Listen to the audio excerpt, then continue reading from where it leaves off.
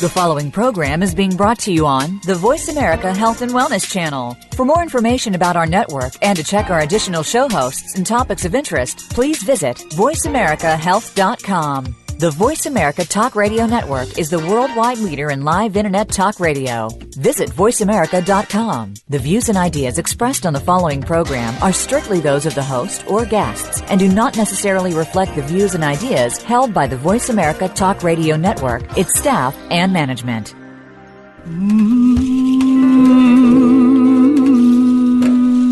Loss helps us define our lives.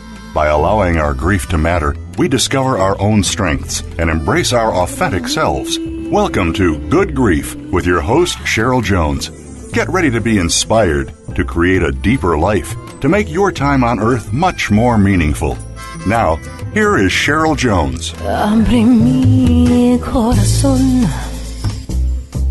Hello, I'm CherylJones, and I want to welcome you to Good Grief, where we talk each week about the transformations that can come from loss. Today I welcome Mary O'Malley. Mary's an author, counselor, speaker, and awakening mentor. Her books include What's in the Way is the Way, The Gift of Our Compulsions, Belonging to Life, and The Magical Forest of Aliveness. Her work evolved from a powerful awakening which set Mary on the path to change her whole relationship with the challenges of life, freeing herself from a lifelong struggle with darkness. Since that time, Mary has taught extensively throughout the United States, Canada, and Denmark. She's an inspirational speaker who leads retreats that transform people's lives. She also provides individual counseling and offers ongoing groups where people can come together to experience the miracle of awakening. Her strength lies in her ability to be fully present in the moment, integrating information, technique, and insight with simplicity and compassion. You can find her at www.maryo'malley, that's MALLEY.com, and www.what'sinthewayistheway.com. Welcome, Mary. Oh, so glad to be here. Very glad to have you as well. And, of course, part of the impetus is your latest book, What's in the Way is the Way. So I thought we'd start by talking about that particular book. Can you tell us how you came to write that book? Well, life tells me when to write books, and it just started coming. I was on a long, silent meditation retreat, and one day I was trying to meditate, and the overview of this book came within. I just had to finally stop meditating and write it down. I think that what we really are needing in this time of real transition on this planet, and so much of the old is dying and so much of the new is being born. This book is really how to show up for life, period. And that means both the easy and the difficult, the joyous and the sorrowful. And we do know how to somewhat show up for the easy, and, it's joyful, but we usually try to hold on to it. But we're not good about showing up for the difficult. We resist, and we do not recognize how much we turn these challenges that life gives us, whether it's the loss of a job or the loss of a mate or the loss of your house or the loss of your health. We don't realize how much we turn all that into suffering because we don't know how to show up for what we deem the difficult. That's an interesting point you're making. It was a little provisional. You said we sort of know how to show up for the good stuff.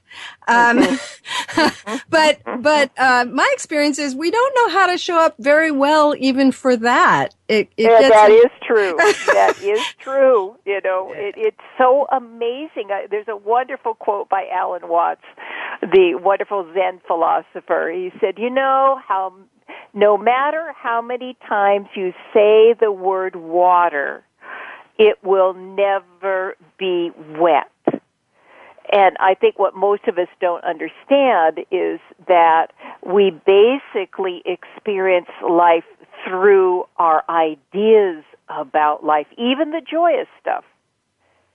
And that's our prison. That is our prison.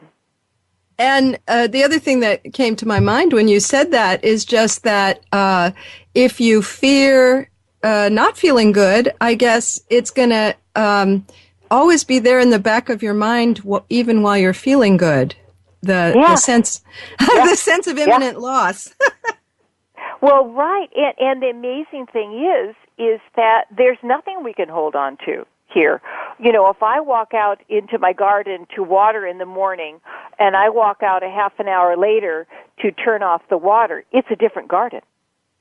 Everything is constantly unfolding, and the only sanity is to show up for it. But this conditioned self that we have crawled into really, truly tries to make it be what it thinks it should be, and because of that, we miss life. You know, most of the people who I have on this show, including yourself, have had a profound kind of, I guess I'd say, loss experience, or at least leveling sort of experience. Do you think people can come to this kind of viewpoint that you're talking about without, you know, the big catastrophe? Or is that sort of what gets our attention by and large? Exactly, but I want to just lay down a little bit of foundation here before I answer that question. In What's in the Way, there's a wonderful metaphor at the beginning, and, you know, it's the meadow, and everything flows in the meadow. Day flows into night, winter into spring, water flows, light waves flow, sound waves flow. There's nothing in the meadow that needs anything to be any different than what it is. Like the beautiful noble fir doesn't wish it was a maple tree, you know, and the marmot isn't afraid of, you know, if I come out of my hole, a hawk may get me, you know. They just show up for life. We showed up in that meadow when we were born. Everything flowed through us. And as we began to take on what I sometimes call the conditioned self, or I call a lot in this book the storyteller in our head that's telling stories all day long, the clouds in the sky begin to lower and they begin to whirl and swirl around us. And this pretty well happens. This whole self-image, this whole idea that we are our thoughts pretty well grabs us by the time we are 6. Now, the key is you've never left the meadow, this creative, intelligent, ever-unfolding river of life. You just think you have. Now, I once asked Eckhart Tolle, does it take suffering in order to, and these will be my words, you know, break free of the clouds? The clouds are very seductive. You Absolutely. know, if our clouds say, I am sad, we think we're sad. If clouds say we're mad, we think we're mad. And so I said, does it take a great challenge? It's almost like a hurricane wind to blow away the clouds. And he said, no. But then he said something along this line, that the collective unconsciousness is so thick right now that it is basically only going to be people that do have a great challenge. Not everybody, but most of us need a great challenge to begin to really ask the question, who am I really?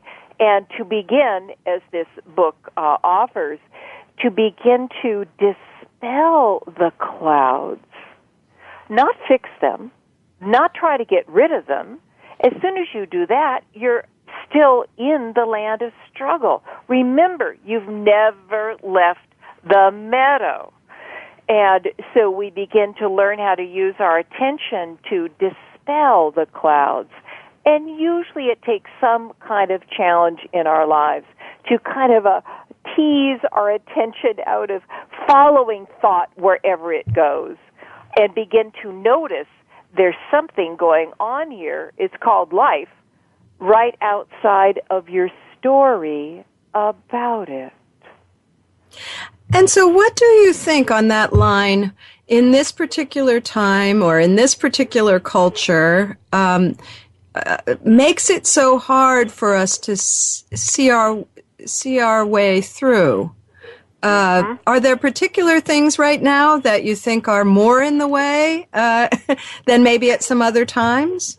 Well, I think the key is what's in the way is the way. It's so important to get that. We have a tendency to do dualistic flip that basically says, "Oh my God, everything's going to pot here," and so we've got to fix it. But to me, life is an evolving beingness. And right now, we are at a time where literally we are changing eras. The Cenozoic era is ending, and we are opening into what is now called the Echozoic era. And in the Cenozoic era, human beings were basically caught in their minds and in fear-based minds, and all you have to do is look at history to see what that's like.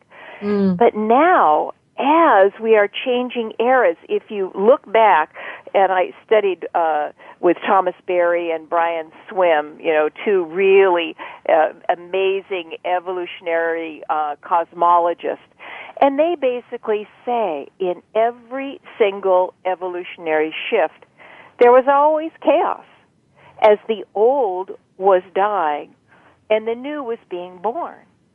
So in my world, there's more and more human beings that are beginning to use these challenges to begin to get to know their storyteller. I call it look to unhook. And yes, there's many, just look at ISIS and homegrown terrorists and 60 million refugees, and global warming and the weather and oh my God. But can we not buy into the fear of it?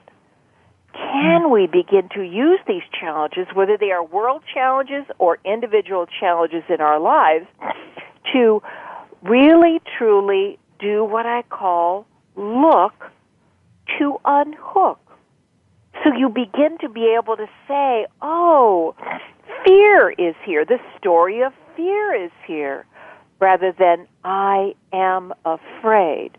Or the story of loneliness is here, or the story of I am not enough is here, rather than I am not enough. And so I really believe or see that the challenges are waking many more of us up right now. Or what's in the way is the way. Yeah, one thing I noticed in the book is a lot of the stories you tell in the book are about what you just spoke of, kind of going towards the thing that you think is in the way and listening to what it has to tell you. And and there's some way in which we're so geared to solutions. And what I felt reading was you gave me a sense of direction, but not a sense of solution. Would that be fair to say? Yes, because it, as I say in the introduction, we're addicted to fixing. And I love to say we're these little old people endlessly trying to unravel a ball of yarn, and all the while we're sitting in paradise. As soon as we try to fix something, and I'm not saying that you don't, fix things. I mean, if you, break your leg, you go to the doctor and you get a cast and, so on and so forth. But this is our main mode of healing, is trying to get rid of what we don't like and get towards what we do like. Has that ever really worked? No, it has never, maybe for a moment or two, but it has never really brought us home to the meadow. And so fixing is the endless game of struggle of this conditioned self. What this book is about curiosity and compassion, these two components of consciousness. Unconsciousness is fixing and judging and getting rid of and trying to get to and all of this struggle that we are used to to living in. In fact, in The Gift of Our Compulsions, I said that our core compulsion is to struggle. All the other compulsions are an attempt to numb out from that unease. And so now people are beginning to learn how to be curious about what is. Oh my God! I've got this meeting, and I have to speak in front of our whole group at work, and I just, I can hardly breathe. Oh, what's going on right now? Oh, anxiousness is here. And then you begin to learn how to go and be with it. And that attention is literally what heals. That attention is out of fixing, changing, rearranging, getting rid of, rising above. When you bring your attention and your immediate experience together, energy begins to move. I didn't particularly connect this while I was reading, but I'm connecting now an idea that is very, very potent for me, which is that if you add fear to any quality, it becomes its opposite. So, people are afraid to go towards their feelings because they'll lose everything, and it ends up happening in their inability to kind of be with it. Exactly. Exactly. Yeah. This is why the Guest House, the poem by Rumi, who is he was born in Persia, right. And he is probably the most popular poet in the world right now. And of all of his poems, the one that is known the best is called The Guest House. And it is just along the lines of what we're talking about. This being human is a guest house. Every morning, a new arrival. Meet them at the door laughing. Each has been set as a guide from the beyond to clear you out for some new delight. Oh, my God. And that's just a paraphrase of a much longer poem. A very good paraphrase. I know that poem quite well. Saying, go towards. It's what this work is about. It's going towards. We learned how to go away. There was a study done once of children and their breath practices, and all of them before they went to preschool were breathing their natural breath like dogs and cats and babies do. Their whole trunk is involved in their breath. Not one child was breathing their natural breath by the time they went to first grade. Amazing. It's time for our first break, and let's come back to that because that's such a profound thing right there. I remember as a kid not being able to breathe. And thinking that was normal. Listeners, take these few minutes to go to my host page. Tell me your own stories. Tell me what losses have transformed your lives. And get in touch with me, sign up to be on my email list, and connect with my social media. And you can find Mary at maryo'malley.com and what'sinthewayistheway.com. Be back soon.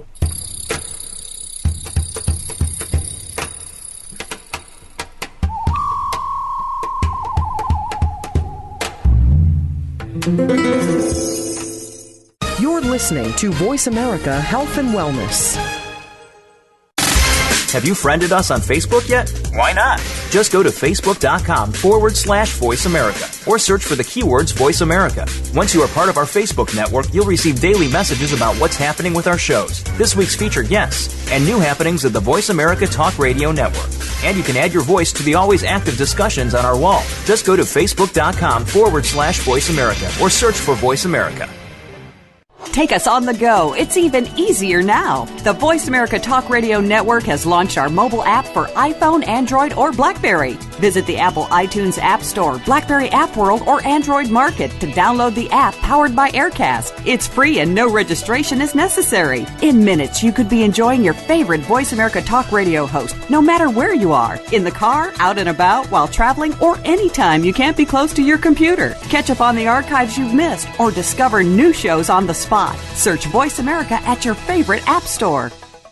Learn more. Live better. Voice America Health and Wellness.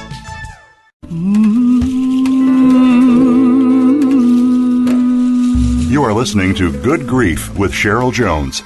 To reach Cheryl or her guest today, please call 1-866-472-5792. That's 1-866-472-5792. You may also send an email to CherylJones@weatheringgrief.com. Now, back to Good Grief. Welcome back. This is your host, Cheryl Jones. I've been talking with Mary O'Malley, an author, inspirational speaker, counselor, about her book, What's in the Way is the Way. Before the break, you mentioned this profound fact that no child, that preschoolers are breathing quite naturally, and by the time they go to school, they pretty much universally aren't. I find that a staggering, staggering thought or reality. It's almost as if we come into this schoolroom. I think the earth is a schoolroom. And we take on a chunk of the unconsciousness. We absorb it from their parents. They absorbed it from their parents, so on and so forth. And it seems like this is a journey that we're all on. And we take on this belief in separation, this belief that we are our thoughts, and this belief that we need to have life and ourselves be different than what we are. And if you watch most people, they struggle with their life. They hold their breath. Their bodies are tight. They get headaches. They get shoulder aches. They get gut aches because we learned how to hold on and try to be someplace else, someplace better. And I put that better in quotes. But everything we long for and everything we truly are is right here, right now. And so we have left, but now more and more of us are turning towards, we're learning how to actually show up for what life is offering. Does this take time to learn how to do this? Yes, because we are so used to pushing away what we don't like. But may your listeners really, truly hear that when we push away what we don't like, we actually empower it. It doesn't go away. It runs us from underneath our everyday awareness. I'm going to assume that there was a time before you had, how shall I say it, integrated this approach where you can walk towards your own places of suffering.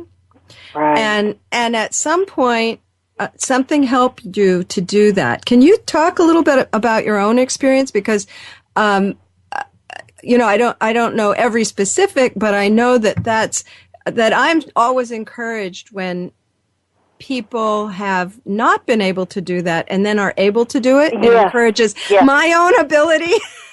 Right. Yes. So what's your story about coming to this way of living life? Well, I really crawled into darkness when I was young. Just not a very good environment, and on many, many, many levels. And I learned how to comfort myself with food by the time I was 10. I went on so many diets and starvation diets and so on and so forth. And then when I went away to college, I added alcohol to that mix, and then eventually added street drugs to that mix, and all of it was trying to get away from what I was experiencing. And my mother started me on a child psychiatrist when I was 10, and then, I tried psychologists and hypnotherapy and 2 different mental hospitals, and all of it was trying to fix what I was experiencing. Well, all these people, all I heard when they were trying to fix me is there's something wrong. Mm-hmm. Exactly. Mm-hmm. And so then when all of this, I gained 97 pounds in a year when I was 23 and washed most of it down with alcohol and took every single drug I could get my hands on. So it's really, I want everybody to get a sense of I was trying to get away from what I was experiencing. And when that didn't work, then the next year I tried to kill myself 3 times. And I can remember the last time I was in a windowless bedroom. This time I slit my wrists, and I couldn't get my wrists to bleed enough. And I was just furious. I can remember sitting on the floor just sobbing and hating myself because I was a complete failure, not only at life but at suicide. And thank God I was a failure, but at that time it was just, it was so horrible. Just one more thing you hadn't done right, huh? Exactly. And I asked my first honest, open-ended question. I didn't realize this until years later. I said, if I can't get out of this, what is this all about? And within 6 months, somebody came. I can still remember this man. The one of the entrances into this windowless bedroom, into this apartment, was a door in this bedroom, and he brought me a book called The Transparent Self. That was the very first opening I had. And then a few months later, my mother had signed up for a yoga weekend and couldn't go, and she said, "Do you want to go?" And it was kind of like, "Oh, well, okay, you know." And he taught. He was a hatha yoga teacher, but he also taught jnana yoga, and he was one of the first people that really brought yoga to the United States. An amazing man, Joel Kramer. And he came up from California 4 times, and the 3rd time he came up, I recorded the whole weekend and then transcribed it because I knew, well, it was like my life had changed from a black and white, grainy horror movie to a Dolby surround sound Technicolor Panavision movie that I couldn't hold on to it. And then when my house and store burned to the ground, it was that notebook that I grieved, that I wrote down what he had said. And the last time he came up, I asked him, "Would you let me know whether I'm heading in the right direction?" And he said, "Yes." And I said, "In the seeing is the movement." And his eyes just twinkled, and he said, "Yes." And I got at that moment, there's nothing inside of me that needs to be fixed. There's nothing wrong with me. All this stuff that is brought me into darkness are stories that I learned about myself when I was young. But it wasn't until I had the good grace to meet and spend a fair amount of time with a man called Stephen Levine, who has written many books on death and dying, but really is all about how to be fully alive. And he taught me how to be with myself with great heart. And believe you me, there was no heart in my childhood, no heart, inside of me. Well, my heart had been shut down. And slowly and surely, every single part of me got woven back into my heart. And then life began to ask me to teach. And it's so interesting because now the eating calmed down, my body stayed the same weight for years, I travel the world, and yes, some of these old states arise, at times. But I am right there. Oh, I see you, anxiousness, or I see you, shame. And as I meet them in my heart, they just pass right through me. We as we spoke about when we first met, we have Stephen Levine in common. I spent a lot of time with him too. And the way I'm thinking about that time is a learning in how not to consider my insides to be enemy territory. Beautiful. To realize that it's a friendly nation in there. Yes. And that I can make friends with what's going on, yes? Yeah. Yes. Yeah. Even the things that look like they're there to destroy you or bully you or shame you, they're just children in monster costumes. or it's not exactly a child we have inside, but these energies got frozen when we were a child. I love to say, what would it be like that if you were 4 years old and you were playing with your favorite toy and your older brother took it away and taunted you with it, and you were just so mad and helpless with rage, and you bit him, and then he yells at your mom, and your mom comes in and spanks you, and then sends you to your room. Oh, my God, we had so many deep feelings that we didn't know what to do with. And if we had kept them, stayed open to them, they could have overwhelmed us. So we stuffed them deep inside, and then we decided that they were monsters, and we spend our lives trying to get away from them. In fact, the opposite is true. What's in the way is the way. The way. Mm-hmm. As you learn how to bring it into your consciousness and touch it with your heart, which is what the book is about, these things calm down and they go back into the free-flowing aliveness that they came from. I was interested in this this circle you talk about in the book, which I think we're referring to right now. And I noticed that although there's no, it's a circle of all these things that we make out of life early on.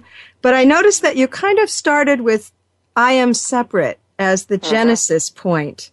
And I thought that was very interesting. Can you talk about that a little bit?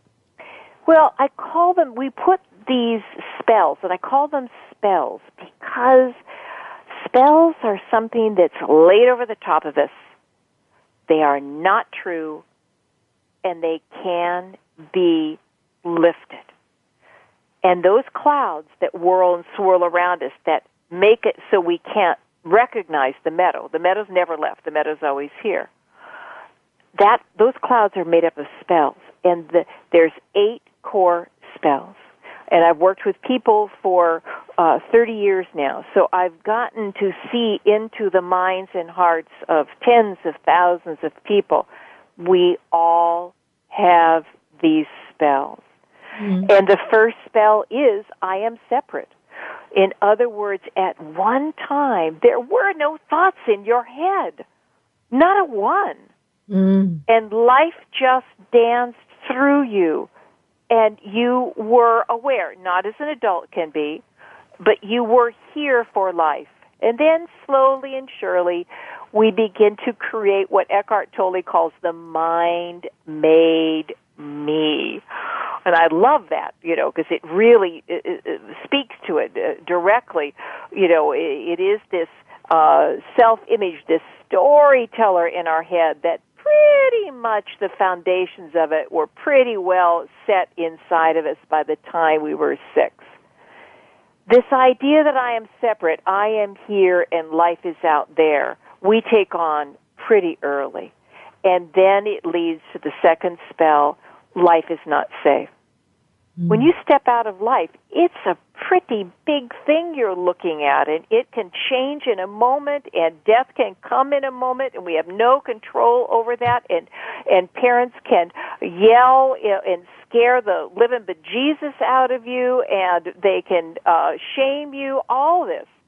And so we take on this second spell, life is not safe.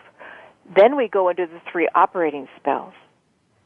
I must control life.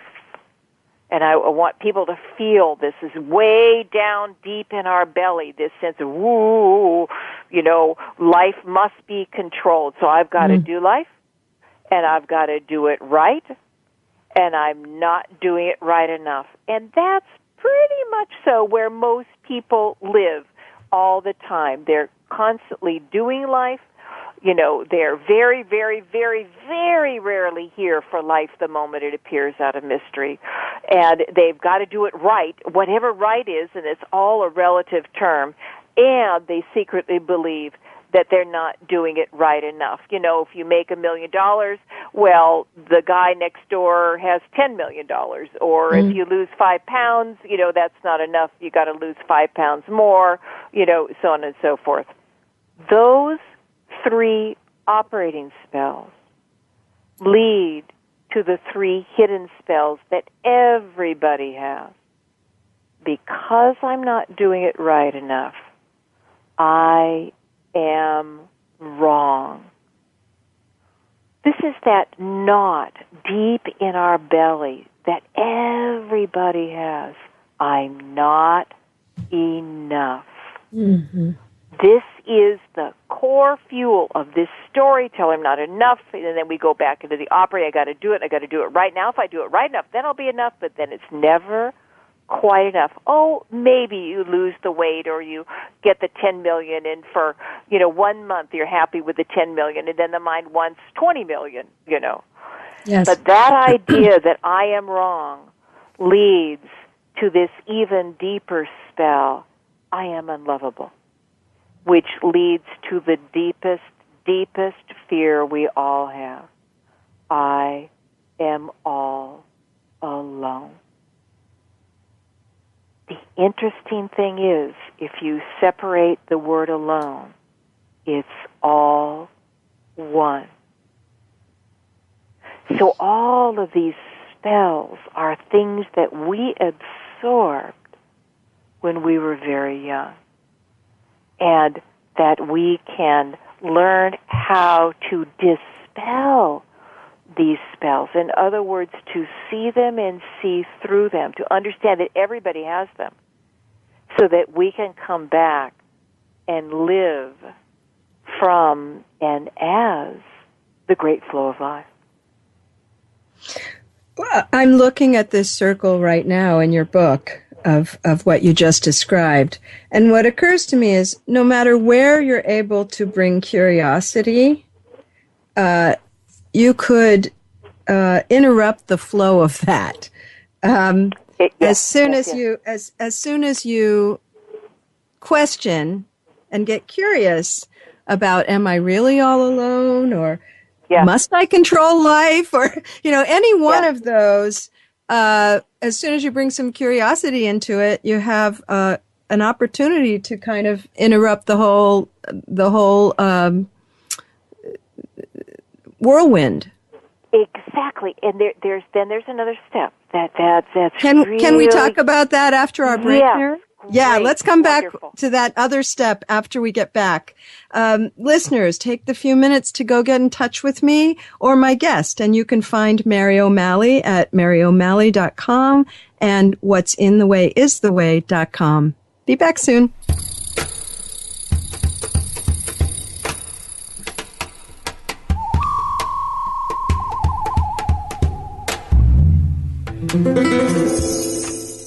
You're listening to Voice America Health and Wellness.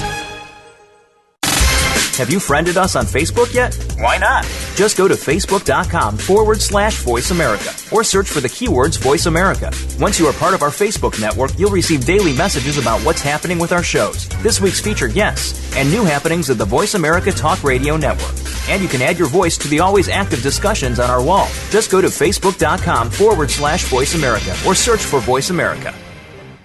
Take us on the go. It's even easier now. The Voice America Talk Radio Network has launched our mobile app for iPhone, Android, or BlackBerry. Visit the Apple iTunes App Store, BlackBerry App World, or Android Market to download the app powered by Aircast. It's free and no registration is necessary. In minutes, you could be enjoying your favorite Voice America Talk Radio host, no matter where you are. In the car, out and about, while traveling, or anytime you can't be close to your computer. Catch up on the archives you've missed or discover new shows on the spot. Search Voice America at your favorite app store.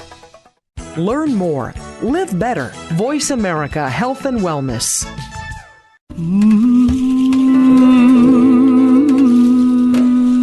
You are listening to Good Grief with Cheryl Jones. To reach Cheryl or her guest today, please call 1-866-472-5792. That's 1-866-472-5792. You may also send an email to CherylJones at weatheringgrief.com. Now, back to Good Grief. Welcome back. This is your host, Cheryl Jones, and I've been talking with Mary O'Malley, an author, inspirational speaker, runs workshops, works individually with people as well, about her work and her book, What's in the Way is the Way. So you said there's one more step. There's this circle that we're looking at that starts with I am separate, leads back to I am all alone, and then, of course, if you're all alone, you're separate. Exactly.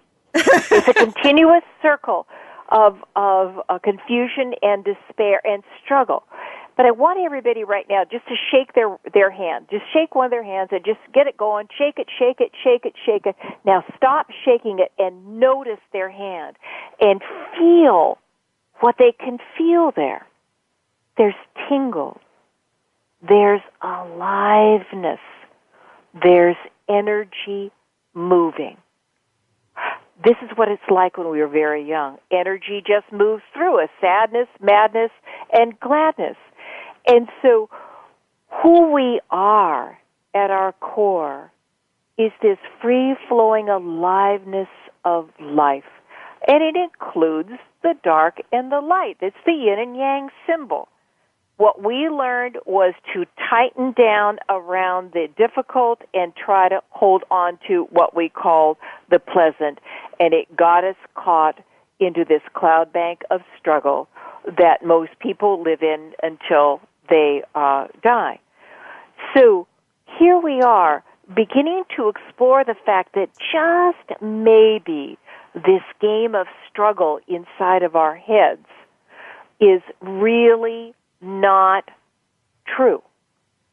So that's the first step, is to begin to hear these spells, to begin to hear. This is why I do groups and I do retreats and all that, so people can hang out with other people to see that they're thinking and feeling the same things. It's so freeing to do that. Then the next step is to begin to find these spells as they live inside of you. They have a component in your body. They hold energy in a particular way in your body. They have particular feelings that move through you. They have particular stories. Usually the easiest place to begin to see these spells in operation is in your body, because all of these spells, like that lump in your throat, or that crick in your neck, or that elephant sitting on your chest, or that fist in your solar plexus, or that hole in your belly, or that ache in your back, those are spells. Spells generate those, and they cause the body to tighten. Now, how do we move beyond these without fixing them? What we have. That's the trick, isn't it? That's the trick. And what we have at our disposal that most people have never been shown, they don't have a clue, is the phenomenal power of their own attention. What do I mean by that?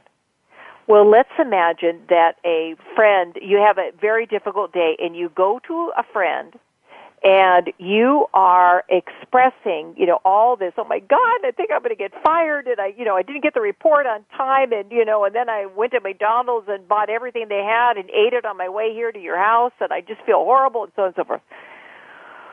If that friend does with you what we do with ourselves when we tighten, they say, oh my God, I can't believe you're talking about this again. I'm just so tired of it, Or they sit down beside you and they start sobbing and they say, oh, this is so horrible, you're never going to get out of this, Or they just turn around and walk out of the room. What does that feel like? That's what we do with this held energy inside of us, the held energy of fear and sadness and shame and doubt and confusion and loneliness and despair.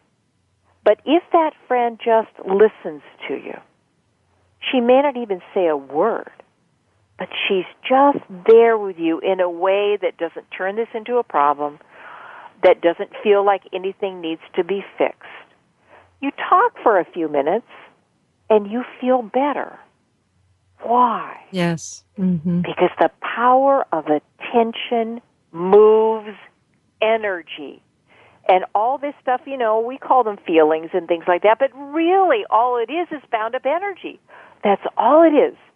And it's bound up energy that the easiest place to begin to see it is in your body, and bring it your attention. So, a very quick example. The feeling that I tried to eat away, drink away, drug away, and then suicide away was dread. And it's this horrible feeling deep, deep in your belly of this sense that something really bad is going to happen and you don't know when. And it's going to happen because you did something wrong. Mm. And that's why I gained 97 pounds in a year. I tried to eat it away, and I also tried to drink it away and drug it away.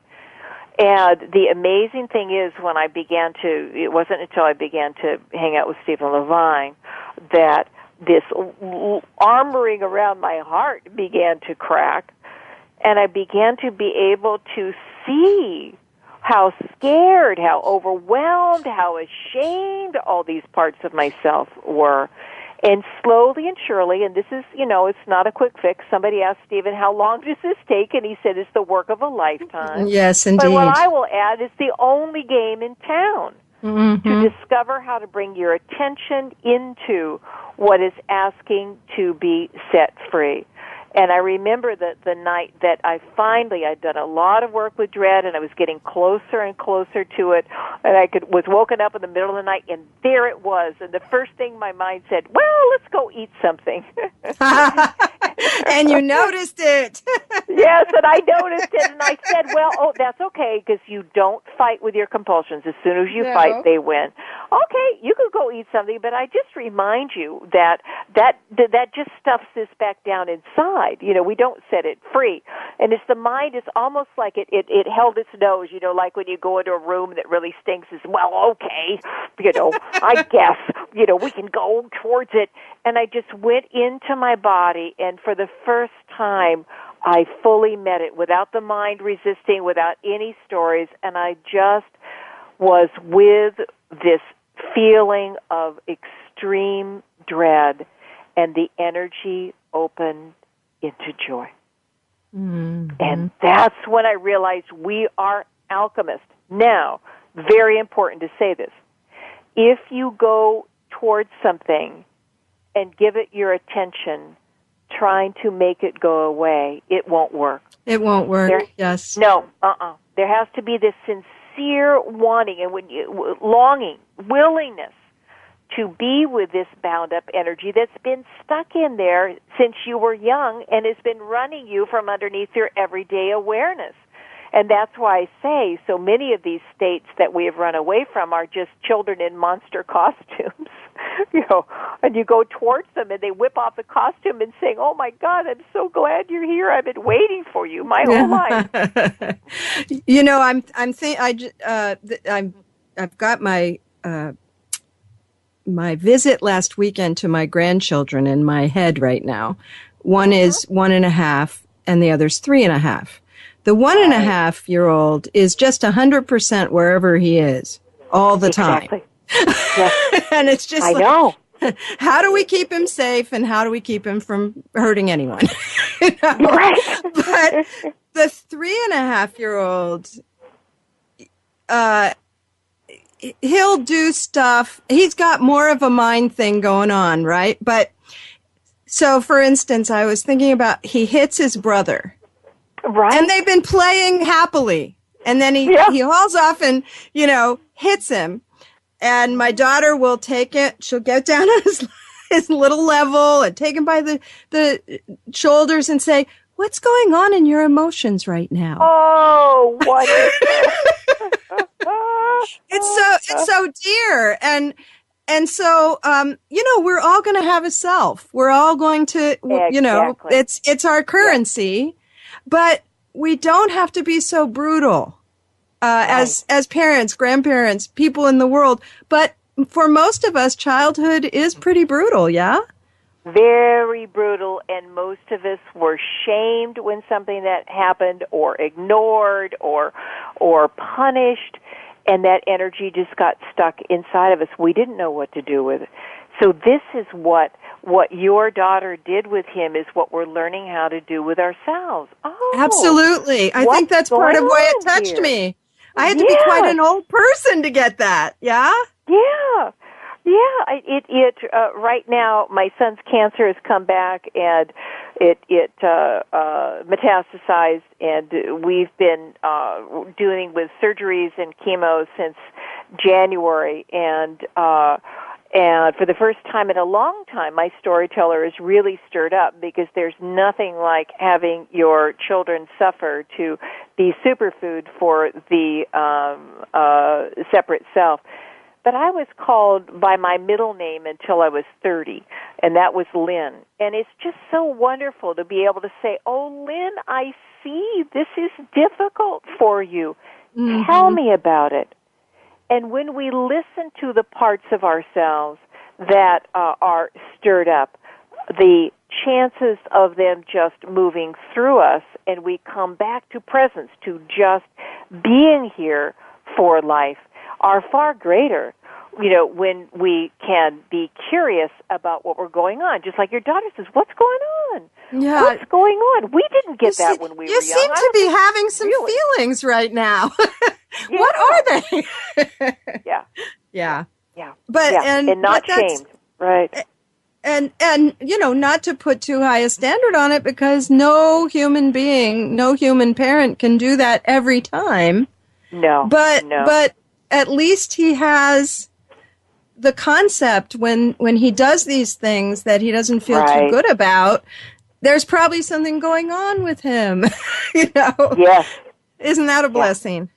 Yeah. And then he begins to discover how to maneuver through this plethora of stuff that makes up the conditioned self.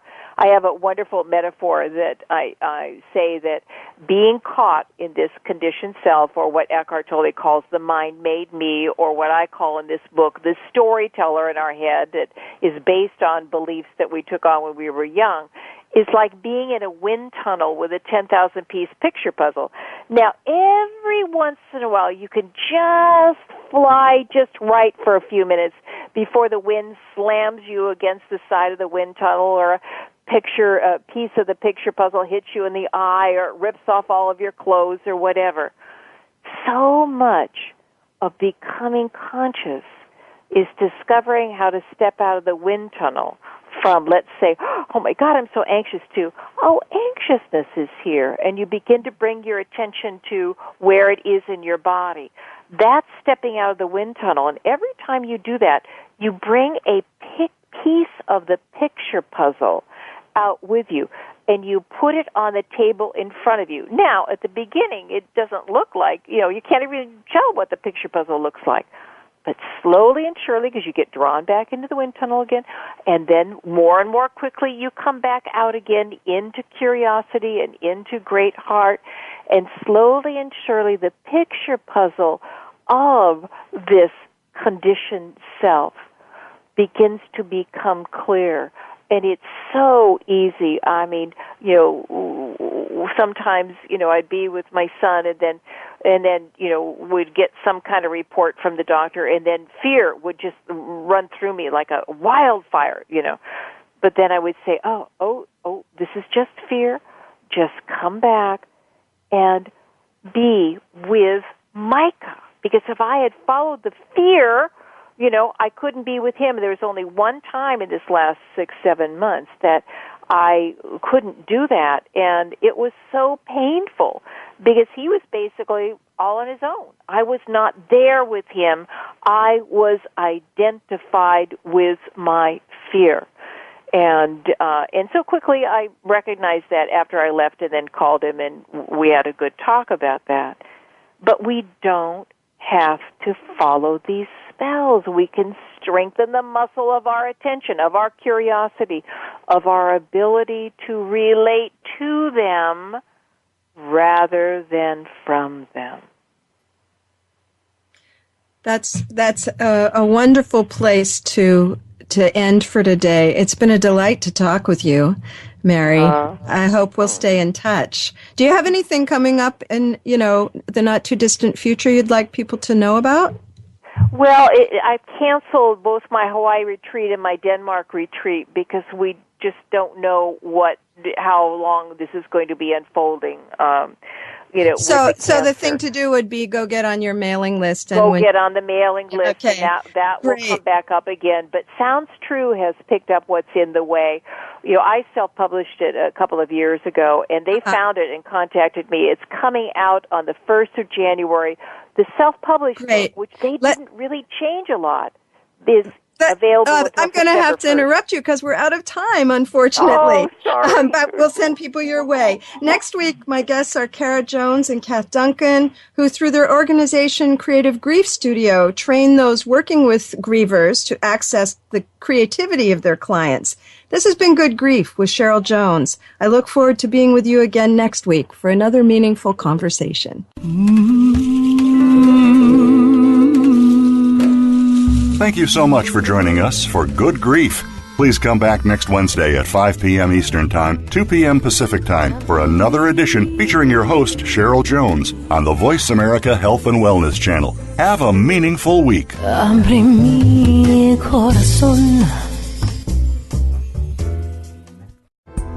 Thanks again for listening to the preceding program, brought to you on the Voice America Health and Wellness Channel. For more information about our network and to check out additional show hosts and topics of interest, please visit voiceamericahealth.com. The Voice America Talk Radio Network is the worldwide leader in live Internet talk radio. Visit voiceamerica.com. The views and ideas expressed on the preceding program are strictly those of the hosts or guests and do not necessarily reflect the views and ideas held by Voice America Talk